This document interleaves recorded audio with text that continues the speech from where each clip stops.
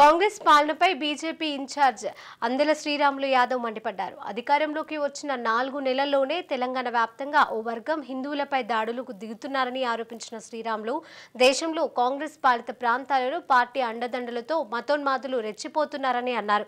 B N Reddy Sagar complex సమీపంలో గంజాయి మూక దాడిలో గాయపడి నిమ్స్లో చికిత్స పొందుతున్న రాజు నాయక్ను పరామర్శించి బాధిత రాజు కుటుంబ సభ్యులను ఓదార్చి అండగా ఉంటామని శ్రీరాములు హామీ ఇచ్చారు.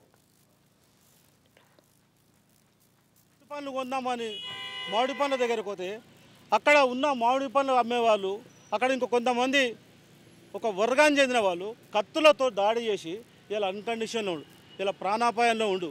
ఇప్పటికీ ఆయనకు ట్రీట్మెంట్ సరిగా అందట్లేదు. ఇక్కడ పోలీసు వాళ్ళు ఏం చేస్తారు, ఈ గవర్నమెంట్ ఏం చేస్తుంది? అదేవిధంగా ఇక్కడ చెప్తున్నాం, ఈ కాంగ్రెస్ గవర్నమెంట్కు రేవంత్ బాబా వచ్చి 4 నెలలు అయితే లేదు, ఈ దాడులు అవుతున్నాయి. కొంతమంది మైనార్టీ వర్గం కొంతమంది ఇలా దాడులు చేస్తుంటే 4 నెలలు కాలే కాంగ్రెస్ గవర్నమెంట్ వచ్చి. గతంలో సాయిబాబా గుడి కాడ ఏ విధంగా బాంబులు వెళ్ళినాయో, అదేవిధంగా గోకుల్ చాట్ కాడ ఏ విధంగా బాంబులు వెళ్ళినాయో, లుంగింపాబులు ఏ విధంగా బాంబులు వెళ్ళినాయో, అంటే ఆ రోజు కూడా ఇదే కాంగ్రెస్ గవర్నమెంట్ ఉంది. ఈ రోజు కాంగ్రెస్ గవర్నమెంట్ వచ్చి 4 నెలలు కాలేదు, ఈ దాడిలో పాల్పడుతుంది.